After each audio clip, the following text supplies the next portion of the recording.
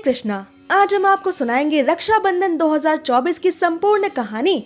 अगर आपको ये कथा पसंद आए तो इसे अपने संबंधियों में शेयर अवश्य करें और हमारे चैनल को सब्सक्राइब करें।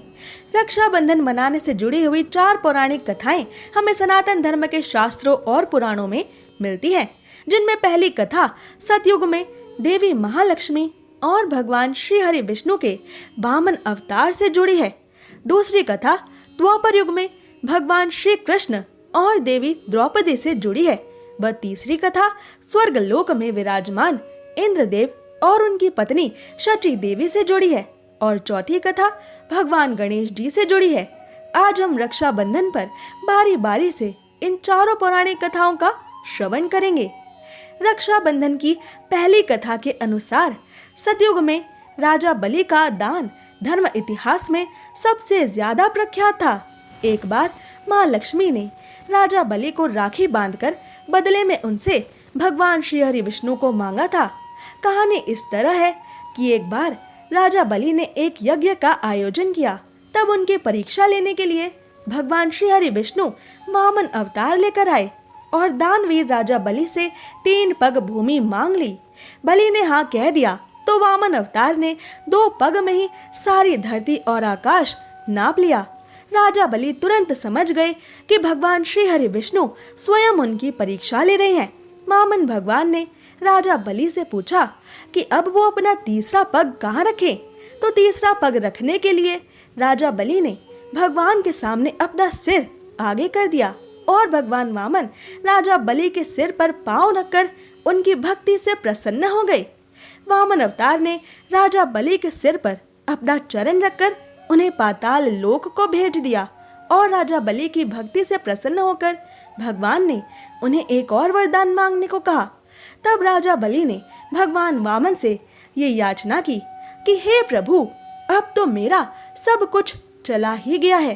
प्रभु, अब आप मेरी विनती स्वीकार करें और आप मेरे साथ पाताल में चलकर रहें। भगवान वामन को भी अपने भक्त की ऐसी बात माननी पड़ी और विष्णु जी वैकुंठ छोड़कर पाताल लोक में बलि के साथ रहने चले गए। भगवान विष्णु के पाताल लोक में वास करने के कारण सृष्टि अस्थिर होने लगी, क्योंकि सृष्टि को चलाने वाले पालनहार श्री हरि विष्णु ही पाताल लोक में थे। जब देवी लक्ष्मी को ये पता चला तो वो गरीब महिला का रूप धरकर राजा बलि के पास पाताल लोक पहुंची और राजा बलि को राखी बांध दी। राजा बलि ने कहा कि बहन, मेरे पास तो आपको देने के लिए अब कुछ भी नहीं है। इस पर देवी लक्ष्मी अपनी असली महालक्ष्मी रूप में आ गई और बलि राजा से बोली कि आपके पास तो साक्षात श्री हरि विष्णु है और मुझे वही चाहिए। इस पर राजा बलि ने भगवान विष्णु से माता महालक्ष्मी के साथ जाने की विनती की और ऐसे माँ लक्ष्मी ने समस्त संसार का पहला रक्षाबंधन मनाया और राजा बलि को राखी बांधकर उन्हें अपना भाई बनाकर देवी लक्ष्मी ने भगवान श्री हरि विष्णु को राजा बलि के पाताल में रहने के वचन से मुक्त किया।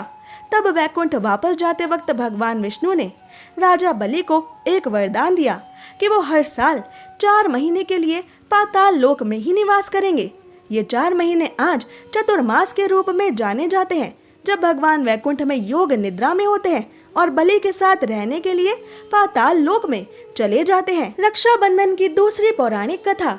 एक बार महाभारत काल यानी द्वापर युग में जब पांडवों के सबसे बड़े भाई सम्राट युधिष्ठिर इंद्रप्रस्थ में राजसूय यज्ञ करा रहे थे, तो उस समय सभा में शिशुपाल भी मौजूद था। शिशुपाल ने भगवान श्री कृष्ण का अपमान किया तो श्री कृष्ण ने अपने सुदर्शन चक्र से उसका तुरंत वध कर दिया। इसके बाद भगवान श्री कृष्ण के हाथ पर वापस लौटते वक्त सुदर्शन चक्र से श्री कृष्ण की सबसे छोटी उंगली पर घाव हो गया और उससे रक्त बहने लगा। तब देवी द्रौपदी ने अपनी साड़ी का पल्लू फाड़कर श्री कृष्ण की उंगली पर लपेट दिया। तब श्री कृष्ण ने देवी द्रौपदी को वचन दिया था कि वो इस रक्षा सूत्र का वचन अवश्य निभाएंगे और आजीवन द्रौपदी के मान की रक्षा करेंगे। इसके बाद जब कौरवों ने द्युत सभा में द्रौपदी का चीर हरण किया तो श्री कृष्ण ने चीर बढ़ाकर द्रौपदी की लाज रखी। मान्यता है कि जिस दिन द्रौपदी ने श्री कृष्ण की उंगली पर साड़ी का पल्लू बांधा था, वो श्रावण पूर्णिमा ही थी। आज उसी श्रावण पूर्णिमा के दिन रक्षाबंधन का पावन उत्सव मनाया जाता है। रक्षाबंधन की तीसरी पौराणिक कथा। भविष्य पुराण के अनुसार प्राचीन काल में सिर्फ बहनें ही भाइयों को नहीं बल्कि एक पत्नी भी अपने रक्षक और अपने पति को राखी बांध सकती थी ताकि उनकी रक्षा हो सके। वो पत्नी थी स्वर्ग लोक की महारानी और देवराज इंद्र की पत्नी शची देवी। एक बार पांडव युधिष्ठिर ने भगवान श्री कृष्ण से पूछा कि हे अच्युत, मुझे रक्षाबंधन की वो कथा सुनाइए जिससे मनुष्यों की प्रेत बाधा तथा दुख दूर होते हैं। तब भगवान श्री कृष्ण ने कहा, हे पांडव श्रेष्ठ, एक बार दैत्यों तथा देवताओं में संग्राम छिड़ गया और ये संग्राम लगातार 12 वर्षों तक चलता रहा। असुरों ने देवताओं को पराजित करके उनके प्रतिनिधि देवराज इंद्र को भी पराजित कर दिया। ऐसी दशा में देवताओं सहित इंद्र अमरावती को चले गए। उधर विजेता दैत्यराज ने तीनों लोगों को अपने वश में कर लिया। उसने राजपद से घोषित कर दिया कि इंद्रदेव सभा में न आए तथा देवता व मनुष्य यज्ञ कर्म करना बंद कर दें। सभी लोग अब मेरी ही पूजा करें। दैत्यराज की इस आज्ञा से यज्ञ वेद पठन पाठन तथा सभी तरह के उत्सव आदि समाप्त हो गए। धर्म के नाश से देवताओं का बल घटने लगा। ये देखकर इंद्र अपने गुरु बृहस्पति के पास गए तथा उनके चरणों में गिरकर निवेदन करने लगे कि हे गुरुवर, ऐसी दशा में परिस्थितियां कहती हैं कि मुझे यही प्राण दान करना होगा। ना तो मैं भाग ही सकता हूँ और ना ही संग्राम क्षेत्र में टिक सकता हूँ। अतः आप ही अब कोई उपाय बताइए। तब देव गुरु बृहस्पति ने इंद्र की ये वेदना सुनकर उसे रक्षा विधान करने को कहा। श्रावण पूर्णिमा को प्रातः काल निम्न मंत्र से इंद्र देव की रक्षा का विधान संपन्न किया गया। ये न बद्धो बलि राजा दानवेंद्रो महाबल तेन त्वाम प्रतिबद्ध नामी रक्षे माचल माचल। इंद्र की पत्नी शची देवी ने श्रावण मास की पूर्णिमा के पावन अवसर पर द्विजों से स्वस्ति वाचन करवाकर एक रेशमी धागा लिया और अपनी पतिव्रता शक्ति, प्रेम शक्ति और भक्ति से इंद्रदेव की दाहिनी कलाई में उस धागे को बांधकर उन्हें संग्राम क्षेत्र में भेज दिया। रक्षाबंधन यानी उस रक्षा सूत्र के प्रभाव से सभी दैत्य भाग खड़े हुए और इंद्रदेव की विजय हुई। राखी बांधने की प्रथा का सूत्रपात यहीं से होता है।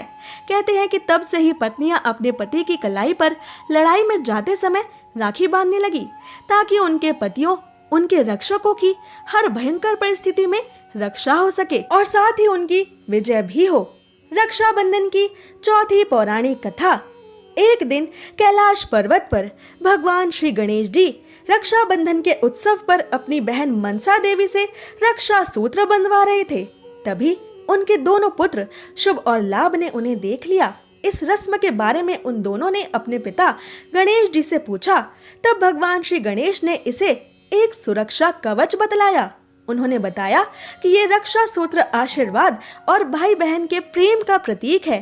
ये सुनकर शुभ और लाभ ने अपने पिता गणपति जी से जिद की कि उन्हें भी एक बहन चाहिए और अपने बच्चों के जिद के आगे हारकर भगवान श्री गणेश जी ने अपनी दिव्य शक्तियों से एक ज्योति उत्पन्न की और अपनी दोनों पत्नियां रिद्धि सिद्धि की आत्म शक्ति के साथ उस शक्ति को सम्मिलित किया।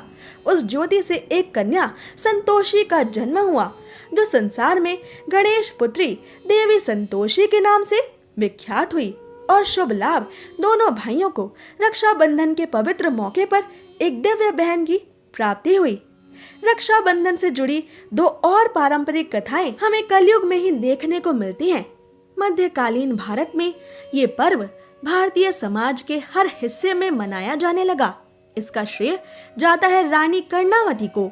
उस वक्त चारों ओर एक दूसरे का राज्य हथियाने के लिए भारतीय और विदेशी शासकों के बीच संग्राम निरंतर चल रहा था। मेवाड़ पर वहां के राजा की विधवा रानी कर्णावती राजगद्दी पर बैठी थी। गुजरात का सुल्तान बहादुर शाह उनके राज्य पर नजरें गड़ाए बैठा था। तब रानी कर्णावती ने हुमायूं को भाई मानकर उसे राखी भेजी। हुमायूं ने बहादुर शाह से रानी कर्णावती के राज्य की रक्षा की और राखी की लाज रखी। एक और कथा के अनुसार एक बार राजस्थान की दो रियासतों के बीच गंभीर कलह चल रहा था। एक रियासत पर मुगलों ने आक्रमण कर दिया। अवसर पाकर दूसरे रियासत वाले राजपूत मुगलों का साथ देने के लिए सैन्य सज्जा कर रहे थे। पन्ना नाम की रियासत भी इन्हीं मुगलों के घेरे में थी। उसने दूसरे रियासत के शासक को, जो मुगलों की सहायता के लिए जा रहा था, उसे एक राखी भेजी। राखी पाते ही उसने उल्टे मुगलों पर ही आक्रमण कर दिया और मुगल पराजित हुए। इस तरह रक्षाबंधन के कच्चे धागे ने दोनों रियासतों के शासकों को पक्की मैत्री के सूत्र में बांध दिया। अगर आपको ये कथा पसंद आई तो ऐसी ही व्रत कथाएं सुनने के लिए सब्सक्राइब करें।